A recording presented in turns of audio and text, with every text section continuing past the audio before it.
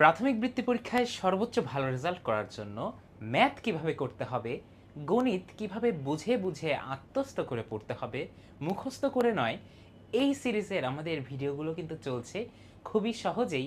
তোমরা আগের ক্লাসে বুঝে নিয়েছিলে আমাদের বেসিক যে ভগ্নাংশের আইডিয়াগুলো, মিশ্র ভগ্নাংশ কোনটা, অপ্রকৃত ভগ্নাংশে কিভাবে এটাকে রূপান্তর করতে হবে। তারপর আমরা দেখেছিলাম প্রকৃত এবং অপ্রকৃত এই দুইটার ডিফারেন্সটাকে আমরা দেখেছিলাম। প্রকৃত ভগ্নাংশ সবসময় সম্পূর্ণ অংশ বা একের চেয়ে ছোট হয় তার মান, আর অপ্রকৃত ভগ্নাংশ সবসময় একের চেয়ে বড় হয়, এক মানে পূর্ণাঙ্গ সম্পূর্ণ অংশের চেয়ে। আচ্ছা, তারপরে আমরা আরেকটা বিষয় দেখেছিলাম, সমতুল ভগ্নাংশ কিভাবে একই মানের হয়ে থাকে, দেখতে দুই রকম। আমি বলেছিলাম তারা একই মানুষ, দুইটা আলাদা পোশাক পরা, তাই তো। আজকে আমরা আরও কিছু অ্যাডভান্সড টপিক বুঝে নিব। দেখেন, চলেন আমরা দেখে নিই আজকে আমরা কি পড়ব। আগের ক্লাসে মেইনলি তোমাদের ক্লাস 4-এর বেসিকটাই আমি তোমাদের চর্চা করিয়ে দিয়েছিলাম। আজকে এখন চলেন আমরা দেখি, এই যে সমতুল ভগ্নাংশ কিন্তু আমরা বুঝে নিয়েছিলাম যে একটা ভগ্নাংশের ওপর এবং নিচে হর এবং লবকে, অর্থাৎ ডেনোমিনেটর এবং নিউমারেটরকে একই সংখ্যা দ্বারা যদি গুণ করা হয়, ধরেন উপরে 1 কেও 2 দ্বারা গুণ করা হয়েছে, 3 কেও 2 দ্বারা গুণ করা হয়েছে, তাহলে উপরে কি 2 হলো, 3 দুগুণ 6 হলো। তুমি ক্যালকুলেটরে বসাই দেখো, এই দুইটা একই ভ্যালু, একই মান, অর্থাৎ তারা সমান, তারা ইকুয়াল। ওকে, এরপরে আমরা দেখেছিলাম ভাগ করে যদি ছোট করা যায়, উপরে এবং নিচে সংখ্যা, নিচে হর এবং লবকে যদি একই সংখ্যা দ্বারা তোমরা ভাগ করো, 8কে 2 দ্বারা ভাগ করা হলে 4, 24কে 2 দ্বারা ভাগ করা হলে 12, 8/24 এবং 4/12 এরা কিন্তু সমান। এই ব্যাপারটা হলো সমতুল ভগ্নাংশ আমি বলেছিলাম।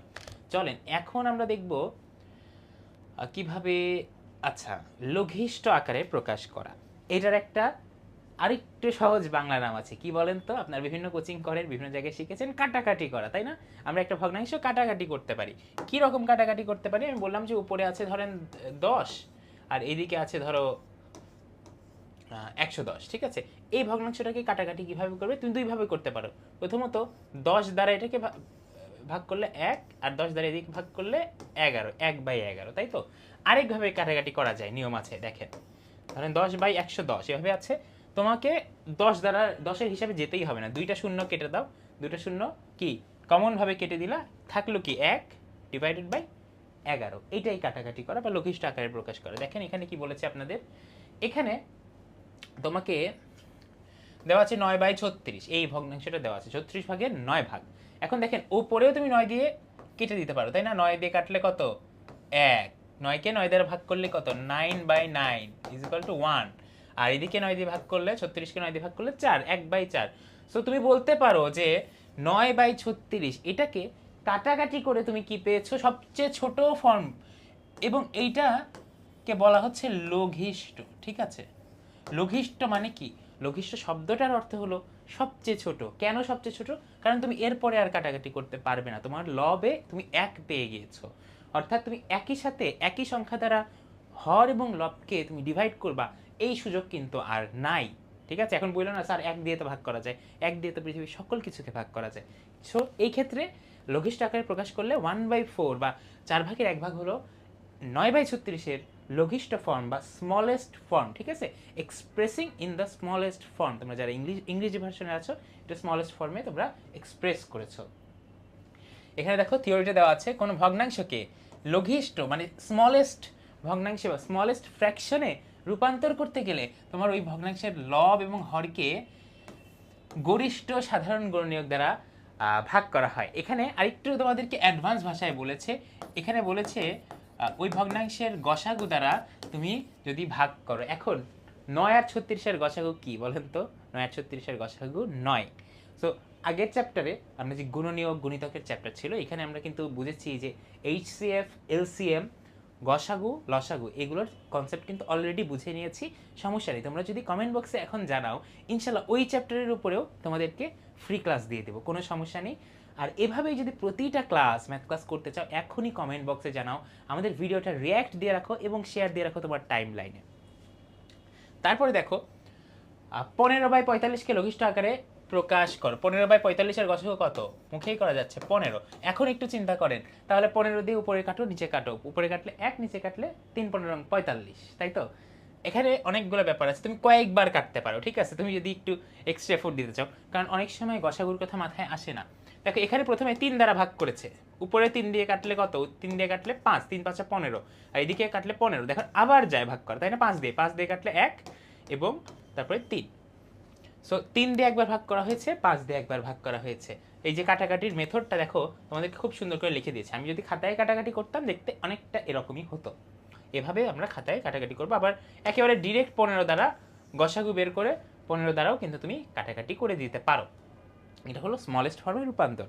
আচ্ছা, আগের টপিকগুলো আমরা ইনশাল্লাহ বুঝেছি, এই টপিকটাও আমরা বুঝে নিলাম। একটা জিনিস খুব ভালো মতো মনে রাখবে, প্রতিটা বিষয় যদি তুমি ধরে ধরে শিখতে চাও, আমাদের এক্সারসাইজগুলো, অনুশীলনী অংশের সকল ম্যাথ যদি টিচারের সাথে, পার্সোনাল টিচারের কেয়ার নিয়ে তুমি আমাদের সাথে শিখতে চাও, তাহলে যুক্ত হয়ে যেতে পারো আমাদের প্রাথমিক বৃত্তির এক্সক্লুসিভ ব্যাচে, যেখানে আমাদের সপ্তাহে 4 দিন সন্ধ্যায় 2টি করে কিন্তু রেগুলার ক্লাস হচ্ছে, এবং গণিত এবং ইংরেজির উপরে বিশেষ জোর দিচ্ছি আমরা সেক্ষেত্রে। এবং শনিবারে পরীক্ষার মাধ্যমে কিন্তু আমরা মূল্যায়ন করতে পারছি তোমার সারা সপ্তাহের শেখাটা পারফেক্ট হচ্ছে কিনা বা তুমি কাজে লাগাতে পারছো কিনা। প্রাথমিক বৃত্তিতে সর্বোচ্চ ভালো রেজাল্ট করতে পারলে অনুশীলনের কোনো বিকল্প নেই। এবার দেখেন, লঘিষ্ঠ আকারে প্রকাশ করি, এরকম আমরা আরও কিছু প্র্যাকটিস আছে, যেমন 6 12, 6 দিয়ে কাটেন 1, আর 6 দিয়ে 12কে ভাগ করলে 2, 1/2, এটাকে কিন্তু আর স্মলেস্ট ফর্মে নেওয়া সম্ভব নেই। এভাবে প্রতিটা প্র্যাকটিস করবেন। আমরা নেক্সট টপিকটি একটু শিখব।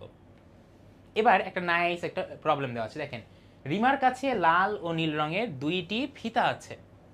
লাল ফিতাটির দৈর্ঘ্য 2/3 মিটার, হ্যাঁ, আর নীল ফিতাটির দৈর্ঘ্য 3/4 মিটার। দেখেন এই দুইটাই কিন্তু প্রকৃত ভগ্নাংশ, অর্থাৎ হরটা বড়, মানে কি এই দুইটাই 1 মিটারের চেয়ে ছোট, ঠিক আছে, 1 মিটারের চেয়ে ছোট, দুইটা ফিতাই 1 মিটারের চেয়ে কম। কিন্তু এই দুইটার কিন্তু তুমি দেখে বলতে পারবা না কোন ফিতাটা বড় বা কোন ফিতাটা ছোট, তাই না? দেখেন আমি ম্যাথটা করি। একটা ফিতা, ফার্স্ট ফিতা ধরলাম আমরা, এইটা ফিতা, ফার্স্ট ফিতা, এটার লেংথ বা এটার দৈর্ঘ্য হলো 2/3 মিটার, এবং সেকেন্ড ফিতাটা হলো 3/4 মিটার। সেকেন্ড ফিতার কালারটা অন্য দিই, ধরেন এটা লাল। আচ্ছা ওইটা 1 মিনিট, রংটাও তোমাদের বইয়ের সাথে মিলাই দিই, ঠিক আছে। লাল ফিতাটা লাল ফিতাটা হলো 2/3 মিটার, এবং আমাদের নীল ফিতা যেটা, দেখেন এদিকে একটা নীল ফিতা আছে, নীল ফিতাটা হলো 3/4 মিটার, 4/3, ঠিক আছে। এখন তুমি 2/3, 3/4 দেখে কিন্তু বলতে পারছো না যে কোনটা লম্বা কোনটা ছোট, বোঝা যায় না, তাই না? এখন তোমাকে বুঝতে হবে একটা জিনিস, দেখো এখানে হরগুলো সমান নয়। তুমি কখন বুঝতে পারো বলেন তো হর সমান থাকার কথা কেন আসতেছে? আমি যদি বলতাম যে ধরেন একটা কেককে 10 ভাগ করা হয়েছে, হ্যাঁ, 10 ভাগ করার মধ্যে 5 ভাগ আমি খেয়ে ফেললাম, তারপরে এই কেকের 3 ভাগ আমার বন্ধু কেউ একজন খেয়ে ফেললো, ঠিক আছে, বন্ধু ক বা এ খেয়ে ফেললো, তাহলে বাকি কথা থাকে আর 2 ভাগ খেয়ে ফেললো হলো আমার বন্ধু খ বা বি।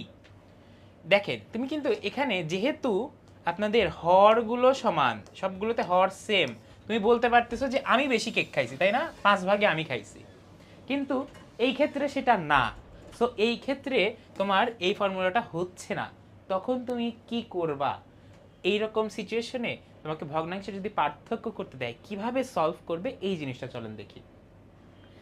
সমান হর বা সমহর হলে সহজেই তুলনা করতে পারতাম। সমহর কনসেপ্টটার মানে হলো তোমার ভগ্নাংশের নিচের যেটা সেইটা দুইটা ভগ্নাংশেই সমান করা। এর জন্য কি করতে হবে বলেন তো? এর জন্য একটা কাজ আছে আমাদের, চলেন দেখি কি কাজ। এখন সমতুল ভগ্নাংশ যেটা শিখছিলাম ওই কাজটা এখন আমাদের কাজে লাগাইতে হবে। হ্যাঁ, তাহলে এই ভগ্নাংশগুলোকে আমাদের সমহর বানাতে হবে। দেখেন প্রবলেম আছে, প্রবলেমের সলিউশনও আছে, কিভাবে বানাবো দেখেন। এখানে কি আছে আপনার 2/3 আছে, আর এদিকে 3/4 আছে, ঠিক আছে। এখন সাধারণ হর বিশিষ্ট হতে হ্যাঁ, সমহর বিশিষ্ট করতে গেলে আমাদের এর সমতুল ভগ্নাংশগুলো নিতে হবে। চলেন দেখি সমতুল ভগ্নাংশগুলো আমরা করে দেখি। ধরেন আমি আপনাকে পার্সোনালি শেখাবো কিভাবে। হ্যাঁ, এমন একটা সংখ্যা তোমাকে বের করতে হবে, একটু চিন্তা করেন, এমন একটা সংখ্যা আপনাকে বের করতে হবে যেটা 3 দ্বারাও গুণ করা যায়, সরি 3 দ্বারাও ভাগ করা যায় এবং 4 দ্বারাও ভাগ করা যায়। একটু চিন্তা করেন, 3 এর নামটা একটু বের করেন। 3 3 এক কে কত? 3, তারপরে 6, তারপরে 9, তারপরে 12, তারপরে 15 ডট ডট ডট, ঠিক আছে? তারপরে 4 একটা বের করেন, 4 8 12 16 20। তুমি কি তোমার উত্তর খুঁজে পেয়েছো? উত্তর খুঁজে পাওয়া খুব সহজ। দেখেন একটা সংখ্যা আছে 2 জায়গায় কমন, সেটা কি? 12। এই কাজটা তোমাকে মুখে মুখে বা মাথার মধ্যে করতে হবে। সো তোমাকে প্রথমত এই দুইটার কি বের করতে হবে বলেন তো? লঘিষ্ঠ সাধারণ গুণিতক, এই দুইটার লসাগু বের করতে হবে আপনাকে, ঠিক আছে? সো বেসিক্যালি এই কাজটা করতে হবে। আমি তোমাকে ভেঙে বোঝালাম, ঠিক আছে? সো আমরা বুঝে গিয়েছি 12 হলো এদের লসাগু। এখন একটু আমরা চিন্তা করি, দেখেন আমরা বুঝতেছি নিচে 12 আসতে হবে। এখন নিচে 12 বানাতে গেলে 3কে কত দিয়ে গুণ করতে হবে? এটাকে 4 দিয়ে গুণ করতে হবে, ঠিক আছে? উপরে 4 নিচে 4, সরি এদিকে 4 এবং এইদিকেও 4 দিয়ে গুণ করতে হবে, দুইটাতেই 4 দিয়ে গুণ করতে হবে। আমি সহজ করে বুঝিয়ে দিই, আমি আপনাকে ফ্রেশ করে একটু বুঝিয়ে দিই। দেখেন 2/3 3/4, নিচে 12 বানাইতে হবে, তাই তো? তাহলে এ পাশেও কত? 4 দিয়ে গুণ করবেন, এ পাশেও 4 দিয়ে গুণ করবেন, উপরে হবে 8/12, নিচে কত হবে দেখেন 3 ইন্টু 3 4 ইন্টু 3। কেন 3 দিয়ে গুণ করলাম? কারণ এখানে নিচে অলরেডি 4 আছে, 4কে 12 বানাইতে গেলে 3 দিয়ে গুণ করতে হবে। তাহলে এদিকে কত হবে? 9/12, ঠিক আছে? এখন এই যে তুমি দুইটাকে সমহর বিশিষ্ট বানাইতে পারলা না? সমহর বানাতে পেরেছো, অর্থাৎ দুইজনের নিউমারেটর সেম 12। এখন তুমি ওই কেকের হিসাবের মতো 12 ভাগ, অলরেডি ধরো একটা কেককে 12 ভাগ করা হয়েছে, তার মধ্যে 8 ভাগ একজন পেয়েছে আর আরেকজন 12 ভাগের 9 ভাগ পেয়েছে। ধরেন দুইটাকেই 12 ভাগ করা হয়েছে, একজন একটা কেকের 8 ভাগ পেয়েছে, আরেকজন আরেকটা কেকের কত? 9 ভাগ পেয়েছে। তাহলে তুলনামূলক বেশি কে পেয়েছে বলেন তো? তুলনামূলক বড় হলো এই সাহেব, হলো তুলনামূলক বড়। আর এটা কে ছিল? এই যে 3/4 আমরা দেখতে পাচ্ছি, ঠিক আছে? 2/3 না, কিন্তু 3/4, এ কিন্তু তুলনামূলক বড়। দেখো আমাদের বইয়েও একইভাবে করা আছে, 2/3 কে প্রথমে 8/12 বানানো হয়েছে, তারপর এটাকে 9/12 বানানো হয়েছে। এখন হরগুলো যখন একই হয় তখন যে ভগ্নাংশের লব বড়, মানে উপরেরটা যেটা বড় হবে সেই ভগ্নাংশটি বড়।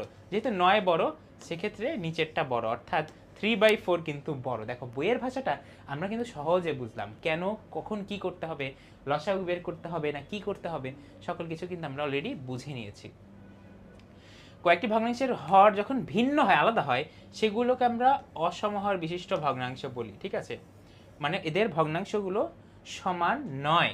এজন্য যখন আমরা তুলনা করতে যাই আমরা চিন্তা করি যে হরগুলোকে কিভাবে সমান করা যায়, কমন মাল্টিপল কোনটা, ঠিক আছে? নিচের যে হর বা ডেনোমিনেটর আছে এই দুইটা গুণ করতে থাকি একটু, ঠিক আছে? 3 1 3 3 2 6 3 3 9, আর এদিকে 4 করতে থাকি।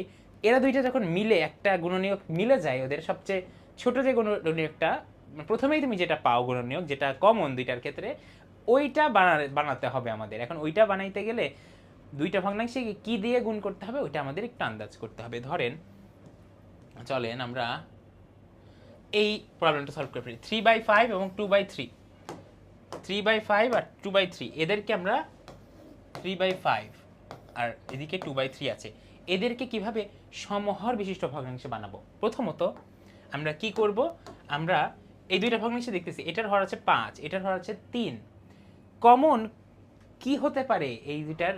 5 আর 3-এর কমন মাল্টিপল বা লসাগু। লসাগু কি আপনারা বের করা শিখেছেন? লসাগু যদি বের করা শিখেন, 5 আর 3, ঠিক আছে, এই তিনটা এটার কোনো কি তুমি 2 দিয়ে ভাগ করতে পারবা না, এবং একাধিক সংখ্যা কিন্তু পাচ্ছ না, অর্থাৎ এইটার লসাগু 5 × 3 15।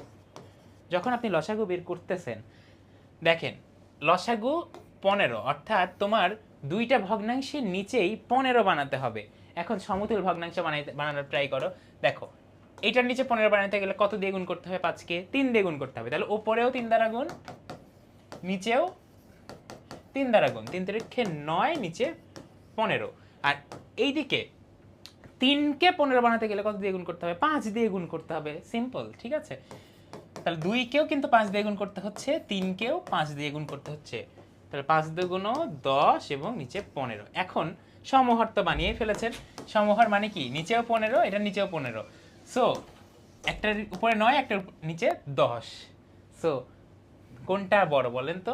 যেহেতু 10 9-এর চেয়ে বড়, তাই 10/15 এইটার চেয়ে বড়, ঠিক আছে? সো 10/15 বড় মানে 2/3 কিসের চেয়ে বড়? এইটার চেয়ে বড়। ওকে, আশা করি বোঝাতে পেরেছি সমহরের কনসেপ্টটা। ইনশাল্লাহ খুব দ্রুত নেক্সট টপিকের উপরে আমাদের ক্লাস চলে আসবে। সমহরের কনসেপ্টটা তোমরা বুঝে যাও যদি, তাহলে নেক্সট যে যোগ বিয়োগ এগুলো অনেক সহজ হয়ে যাবে। সামনে কিন্তু ক্লাসে দেখা হচ্ছে। আর রেগুলারলি আমাদের ক্লাসে যুক্ত হতে চাইলে আমাদের নাম্বার দেওয়া আছে, পেজ দেওয়া আছে, তোমরা মেসেজ করতে পারো। আর আমাদেরকে জানাতে পারো কোন টপিকের উপর ভিডিও লাগবে, মাস্ট জানাবে, ইনশাল্লাহ সেই টপিকের উপর ভিডিও পাবে।